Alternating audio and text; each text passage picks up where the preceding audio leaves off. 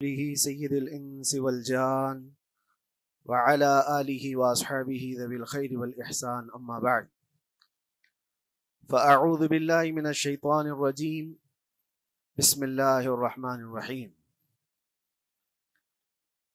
وأما بنعمة ربك فحدث صدق الله مولانا العظيم۔ بارگاہ رسالت معاذ صلی اللہ علیہ وسلم میں درود پاک کا ہدیہ پیش کریں۔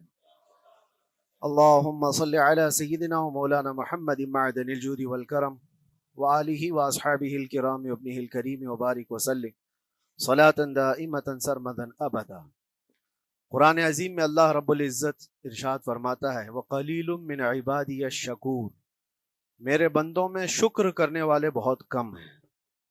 اور یہ بات صحیح ہے کہ بندے پر بے شمار نعمتیں اللہ تعالیٰ عطا کیا ہے، بے شمار ہیں۔ وَإِن تَعُدُّوا نِعْمَتَ اللَّهِ لَا تُحْصُوهَا، اگر تم اللہ کی نعمتوں کو گننا چاہو گے تو شمار نہیں کر سکو گے۔ شیخ سعدی رحمۃ اللہ تعالیٰ علیہ فرماتے ہیں کہ تمہارا ایک سانس لینا بھی نعمت ہے، سانس کا باہر نکالنا بھی نعمت ہے، اور اگر صرف سانسوں کی نعمتوں کا شکر ادا کرنے پر بندہ بیٹھ جائے تو پوری عمر اس کی تمام ہو جائے۔ باقی نعمتوں کا کیا ہے؟ بے شمار نعمتوں سے نوازا ہے اللہ تعالیٰ نے، لیکن انسان کی فطرت میں یہ بھی ہے کہ کبھی ایک چیز کی کمی محسوس ہوتی ہے تو وہ واویلا مچاتا ہے، بہت شور کرتا ہے کہ مجھے یہ تکلیف ہوئی، وہ تکلیف ہوئی۔ اس کے صحت کے زمانے کو وہ یاد نہیں کرتا، مصیبت کے زمانے کو بہت جلدی یاد کرتا ہے۔ اسی لیے شکر گزار بندے بہت کم ہیں۔ عادت یہ ڈال لیں جب مصیبت آئے، کوئی تکلیف آئے تو ہمارے اندر یہ احساس پیدا ہو جائے کہ میرے گناہ اس سے بھی بڑی مصیبت کے لائق تھے، اللہ نے کم مصیبت عطا کی۔ جب کوئی بیمار ہو جائے، جب کبھی کسی آفت میں مبتلا ہو جائے تو یقیناً درد تو ہوتا ہے، آدمی سہن نہیں کر پاتا، لیکن احساس دل میں یہ پیدا کرے اگر وہ انصاف کرنے پر آئے رب تبارک و تعالی میرے ہر گناہ کے بدلے بڑی بڑی سزائیں دے سکتا ہے، میں چھوٹی سی سزا میں ملوث ہوں، اللہ کریم اس کا شکر ہے۔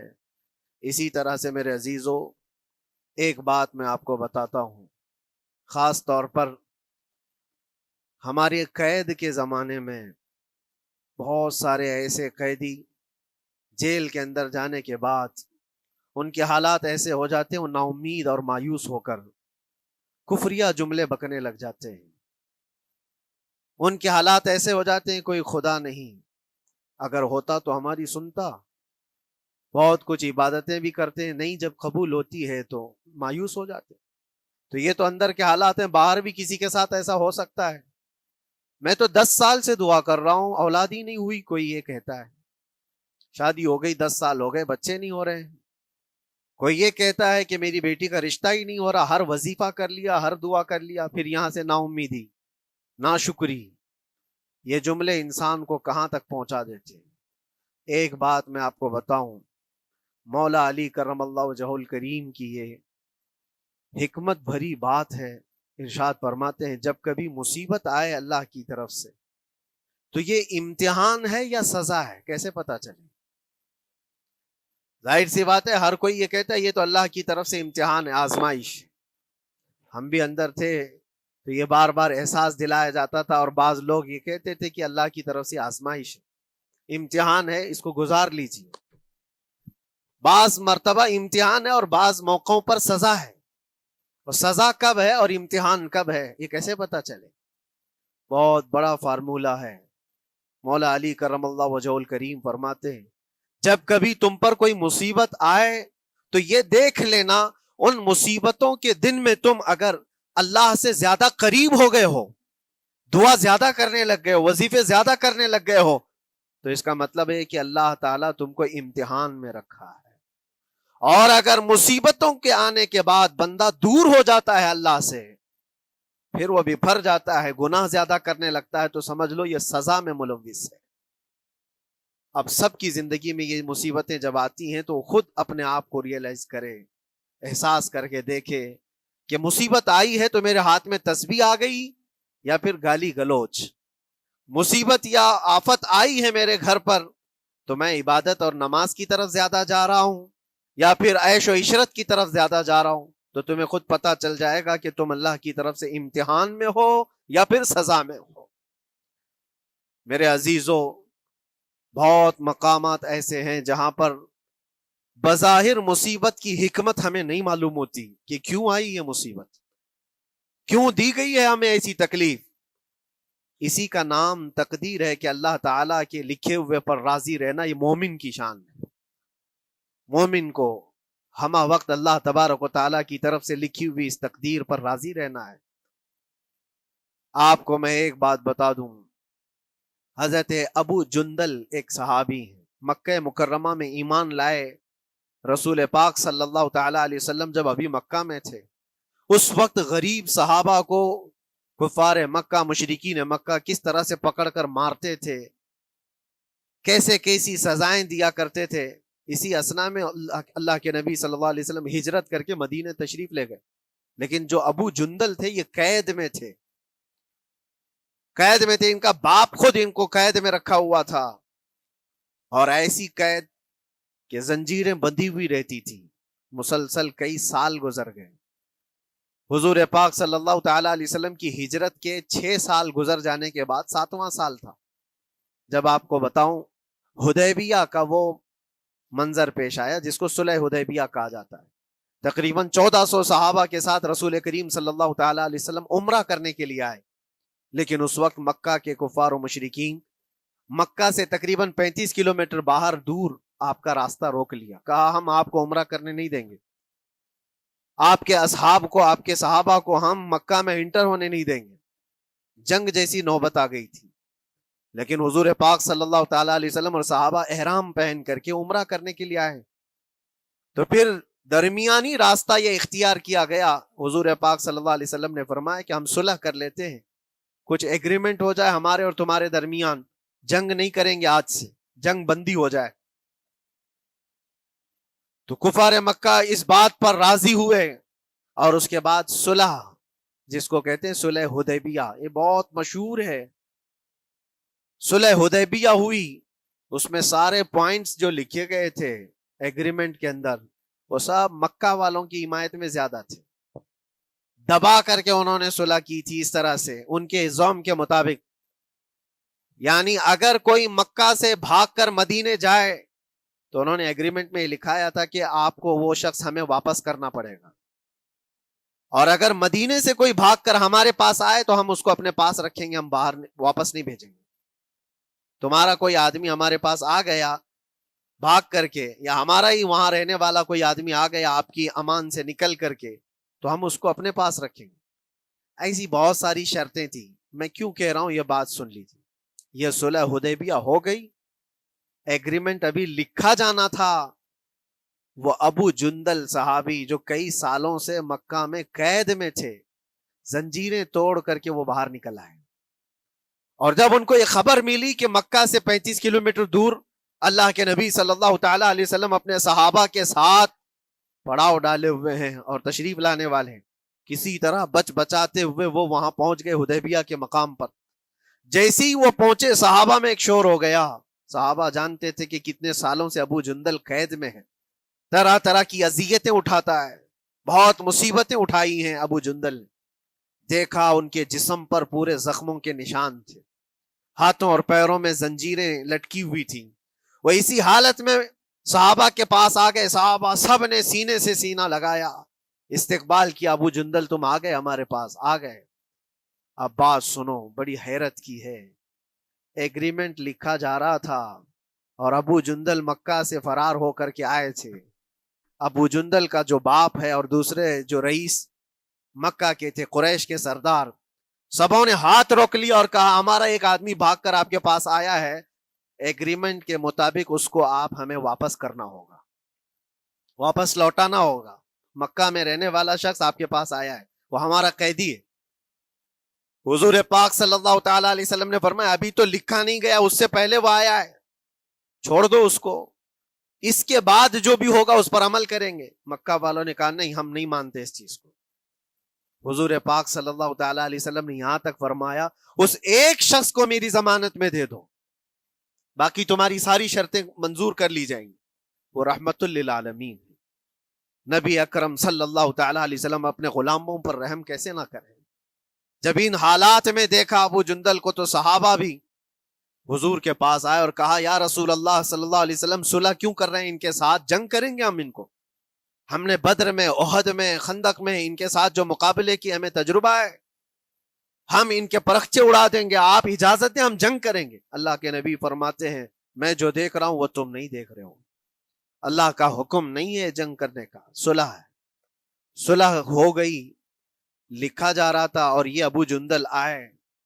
آپ جب حضور پاک صلی اللہ تعالی علیہ وسلم نے فرمایا ٹھیک ہے ایگریمنٹ کے مطابق ابو جندل کو مکہ واپس بھیجنا پڑے گا، اتنا فرمایا تھا حضور نے، ابو جندل دھاڑے مار مار کر رونے لگے اور صحابہ کو جا کر کے اپنے زخم دکھانے لگے کہ دیکھو مجھے واپس بھیجا جا رہا ہے، مجھے واپس بھیجا جا رہا ہے۔ تو صحابہ کے اندر بھی جوش تھا، اپنا آدمی جب کوئی اتنا مظلوم ہو، اتنا مار کھایا ہو، اور پھر واپس انہی ظالموں کے سامنے اس کو بھیجا جانا ہو تو کیا کیفیت ہوگی۔ تو وہ ابو جندل سارے صحابہ کے بیچ میں چھپ چھپاتے ہوئے رو رہے تھے۔ اللہ کے نبی صلی اللہ علیہ وسلم تشریف لائے اور فرمایا ابو جندل میں کہہ رہا ہوں واپس چلے جاؤ، واپس جاؤ، مکہ جاؤ۔ تو انہوں نے کہا یا رسول اللہ صلی اللہ علیہ وسلم ان زخموں کے ساتھ واپس جاؤ؟ اللہ کے نبی صلی اللہ علیہ وسلم نے فرمایا ہاں ابو جندل اللہ کی مرضی یہی ہے، اور اللہ کا نبی وہی کہتا ہے جو اللہ کی مرضی ہوتی ہے۔ یہ میں کہہ رہا ہوں بظاہر تکلیفوں کی حکمت ہمیں معلوم نہیں ہوتی، لیکن ہمیں عمل کرنا چاہیے۔ نبی پاک صلی اللہ تعالی علیہ وسلم کا جب حکم ہوا، ابو جندل انہی زنجیروں کے ساتھ ان کے باپ کے حوالے کر دیے گئے، وہ گھسیٹتے ہوئے لے جا رہا تھا، گھسیٹتے ہوئے واپس انہی قیدیوں کی طرح لے جا رہا تھا۔ سب کی آنکھوں میں آنسو تھے، لیکن حکمت الہی کیا ہے یہ کون جانتا ہے؟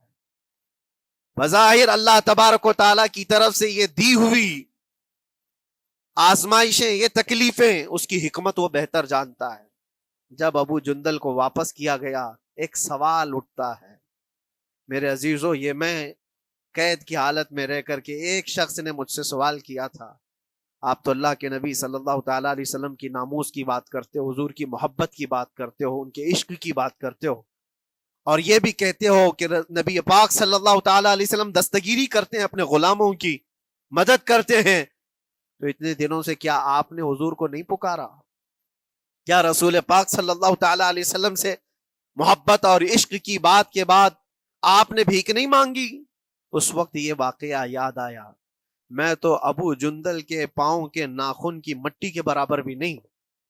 وہ صحابی رسول تقریباً ان کے متعلق کہا گیا ہے 6 سے 8 سال تک وہ ان کی قید میں رہے، تو کیا رسول پاک صلی اللہ علیہ وسلم کو خبر نہیں تھی؟ خبر تھی، لیکن ہوتا ایسا ہے کہ جو جتنی محبت کرتا ہے اتنے ہی امتحانوں سے گزارا بھی جاتا ہے، اس کو امتحان دینے پڑتے ہیں۔ اسی لیے بار بار میں یہ بات کہتا ہوں، حضور پاک صلی اللہ تعالی علیہ وسلم کی ناموس کی بات کرنا، عظمت رسالت کی بات کرنا، یہ حلوے پراٹھے کھانے کا نام نہیں ہے، یہ شہادت گہے الفت میں ہے قدم رکھنا۔ لوگ آسان سمجھتے ہیں مسلمان ہونا، حضور پاک صلی اللہ تعالی علیہ وسلم کی شریعت طاہرہ کو بچانے کے لیے ہی تو، حضور کی ناموس کی حفاظت کے لیے ہی تو مولا امام حسین نے اپنی گردن دے دی، اپنے بچوں کی قربانی دے دی، اپنا عیش آرام سب تیاگ دیا۔ یہ ساری قربانیوں کے بعد ہی اس امتحان سے بندہ نکلتا ہے۔ وہ امام احمد بن حنبل جن کے سینے میں 5 لاکھ حدیثیں محفوظ تھیں، رسول پاک صلی اللہ علیہ وسلم کی 5 لاکھ حدیثوں کے حافظ، لیکن بغداد کے ظالم حکمرانوں نے ان کو ننگی پیٹھ پر کوڑے مارے ہیں، پہلی مرتبہ 100 کوڑے، دوسری مرتبہ پھر 100 کوڑے، تیسری مرتبہ پھر 100 کوڑے، اتنے میں تو آدمی مر جاتا ہے۔ امام احمد بن حنبل کی پیٹھ جھک گئی تھی۔ میرے عزیزو، یہی ہے جس کو ہم کہہ رہے شہادت گہے الفت میں ہے قدم رکھنا۔ اگر تم سچا ایمان رکھتے ہو تو پھر آزمائش بھی ہوگی۔ اللہ کریم قرآن میں فرماتا ہے وَلَيَعْلَمَنَّ اللَّهُ الَّذِينَ صَدَقُوا وَلَيَعْلَمَنَّ الْكَاذِبِينَ۔ اللہ تبارک و تعالیٰ ضرور آزمائے گا سچا کون ہے اور جھوٹا کون ہے۔ مصیبتیں آئیں گی، آندھیاں آئیں گی، لیکن جمے رہو، ڈٹے رہو، اللہ رب العزت سے کبھی بھی اپنا رشتہ نہ توڑو. اور جو تمہارے اندر ایمان ہے، توکل اور یقین ہے، ذرا برابر بھی فرق آنے نہ پائے.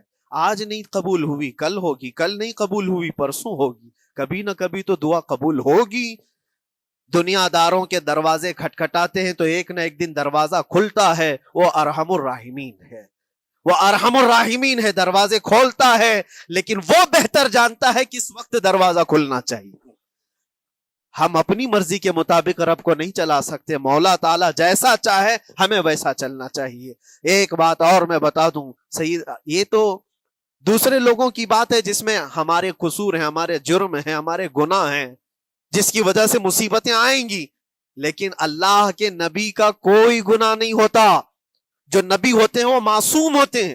سیدنا یوسف علیہ الصلوۃ والتسلیم اللہ کے نبی، اللہ کے نبی ابراہیم علیہ السلام کے بیٹے اسحاق علیہ السلام، اسحاق علیہ السلام کے بیٹے یعقوب علیہ السلام، یعقوب علیہ السلام کے بیٹے یوسف علیہ السلام، جن کی نسل میں انبیاء کرام، جو پورا خاندان نبوت کا ہے، وہ یوسف علیہ السلام کن کن مقامات سے گزارے گئے. پہلے بھائیوں نے کنویں میں پھینک دیا، اور اس کے بعد اس زہریلے کنویں سے وہ نکالے گئے. جنگل میں کوئی نہیں تھا جب ان کے بھائیوں نے کنویں میں پھینکا تھا. اس وقت ایک قافلہ جا رہا تھا، انہوں نے ڈول ڈال کر کے نکال لیا اور پھر لے کر کے گئے. یہاں سے کنویں سے تو نکالے، لیکن آگے کی زندگی کیا ہے؟ مصر کے بازار میں لے جا کر قافلے والوں نے بیچ دیا. یوسف علیہ السلام پھر خریدے گئے. کس کے ہاں؟ عزیز مصر، بادشاہ مصر کے گھر میں. اور وہاں پر زلیخا آپ پر فدا ہوئی. پھر آپ پر الزام بھی لگایا گیا، اور اس الزام کی بنیاد پر آپ کو جیل بھیجا گیا. اللہ کے نبی کے دامن پر پیوند تو ہو سکتا ہے، دھبا نہیں ہوتا.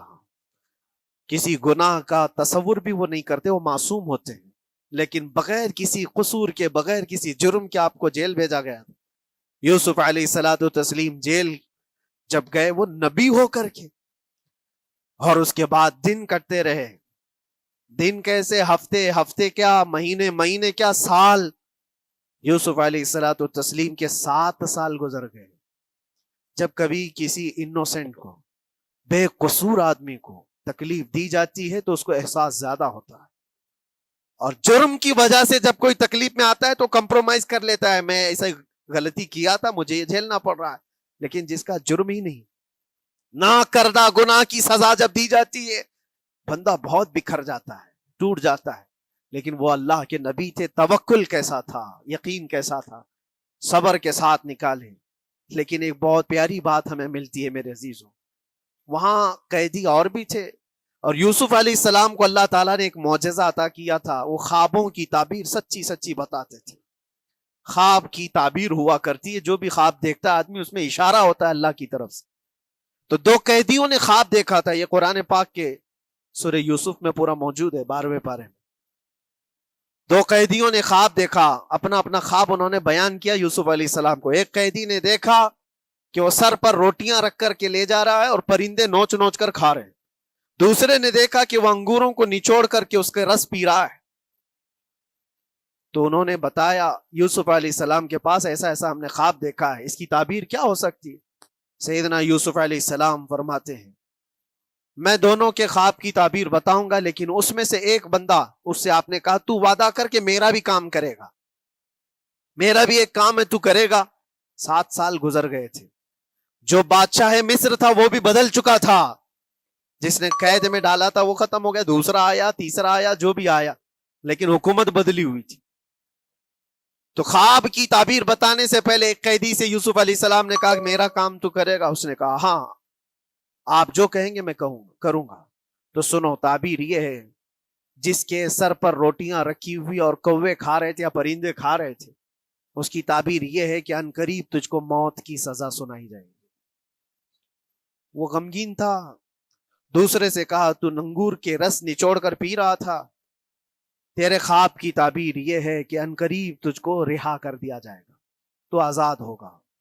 اور تجھ سے ہی میرا کام یہ ہے کہ آزاد ہو کر جائے گا تو موجودہ وقت کے جو بادشاہ ہے، شاید اس کی فوج میں شامل ہو جائے یا اس کے سپاہیوں میں یا وزیروں میں، تو میری یہ بات اس تک پہنچا دینا، پچھلے 7 سالوں سے بے گناہ بے قصور ایک قیدی اندر ہے، اس کو آزاد کر دیا جائے، اس کو آزاد کر دیا جائے۔ اس نے کہا بالکل، اگر میں چھوٹا تو آپ کا ایک کام ضرور کروں گا۔ سنیے بات، چند دن نہیں گزرے تھے کہ اس ایک قیدی کو موت کی سزا ہو گئی، اس کو موت کی سزا سنائی گئی اور پھانسی ہو گئی۔ دوسرا یہ جو قیدی جس کو آپ نے رہائی کی خوشخبری دی تھی، اس کی بھی رہائی کی خوشخبری آ گئی، وہ آزاد ہو گیا۔ لیکن قرآن پاک میں ہے، آزاد ہو کر جب جاتا ہے آدمی تو پچھلا بھول جاتا ہے۔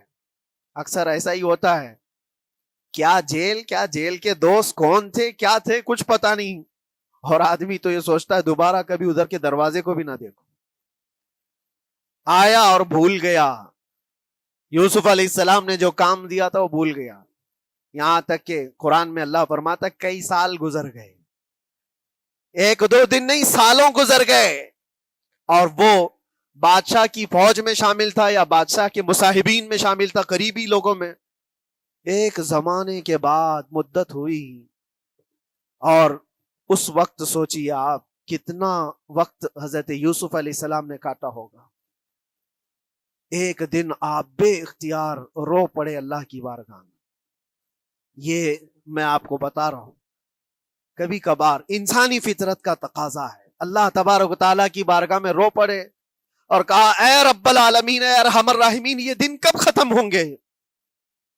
یہ جس طرح سے مجھے جیل کی سلاخوں کے پیچھے بند کیا گیا ہے، ان مصیبتوں سے کب آزادی ہوگی میرے مولا یا ارحم الراحمین؟ جواب رب تعالیٰ کی طرف سے آیا، یہ ہمارے اور آپ کی بات نہیں ہے، یہ اللہ کے نبی کی بات ہے۔ اب سنو، یوسف علیہ السلام کو جواب آیا، اے یوسف، جب تجھے جیل سے نکلنا ہی تھا، تجھے باہر جانا ہی تھا، تو دنیا کے بادشاہ کے سامنے کیوں ریکویسٹ رکھا، میرے سامنے رکھ دیا ہوتا۔